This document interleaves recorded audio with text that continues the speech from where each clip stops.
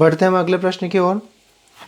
किसका कथन है कि शिक्षक शिक्षण उपकरणों के माध्यम से, क्या कहा गया है ये ध्यान रखना आवश्यक है, शिक्षक शिक्षण उपकरणों के माध्यम से शिक्षण को स्थायी और रोचक बना देता है। ये जो परिभाषा है ये मेकन तथा रवैस के द्वारा दी गई थी। ठीक है, शिक्षक शिक्षण और उपकरण की बात आए और स्थायी और रोचक बना देता है तो मेकन तथा राइबस। भाई स्वाभाविक सी बात है कि अगर शिक्षक के द्वारा शिक्षण उपकरणों का प्रयोग किया जाता है तो जो विषय वस्तु होती है उसमें रोचकता और स्थायी आ जाता है, बच्चों में आनंद की अनुभूति होती है, जिसके लिए से जो परिभाषा दी गई थी मेकन तथा रवैस के द्वारा दी गई थी। पाई की ऐसी संख्या नॉर्मली आप सबको पता होगा, पाई एक अपरिमेय संख्या है। इस प्रश्न की बात करते एमपीटेट, यूपीटेट, रीट, सीटेट, अधिकतर एग्जामों में यह प्रश्न पूछा ही जाता है।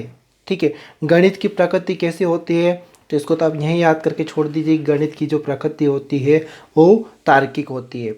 बताए गए नियमों को उदाहरण में प्रयोग कर पोस्ट करना किस शिक्षण की विधि से संबंधित है। अगर नियमों से उदाहरण की ओर जाना हो तो वो एक ही विधि है, आगमन विधि। ठीक है, नियम से उदाहरण या नियमों को उदाहरण में प्रयोग करके पोस्ट करना तो कौन सी विधि के तहत आता है, आगमन विधि के द्वारा आता है।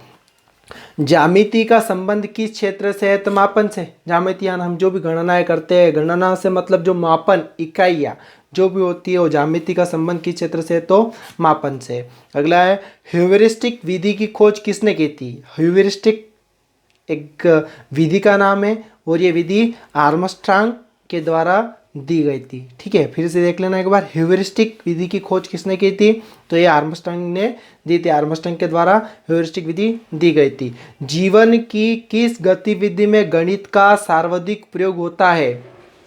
आर्थिक, मजदूर है मजदूरी करता है तो गणित की आवश्यकता पड़ती है। बिजनेसमैन बिजनेस करता है वहाँ गणित की आवश्यकता पड़ती है। किसान खेती करता है वहाँ पे भी गणित की आवश्यकता पड़ती है।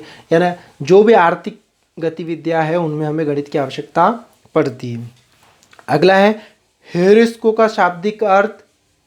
अब आपको ये नया शब्द दिखा है, खोज करना बोलते हैं, किसी चीज़ की खोज की या किसी वस्तु की खोज की, तो हेरिस्को का शाब्दिक अर्थ क्या होता है, खोज करना।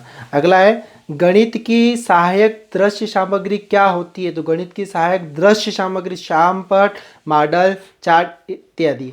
दृश्य पूछे तो श्यामपट, मॉडल, चार्ट इत्यादि। धन्यवाद, मिलते हैं अगली कक्षा में।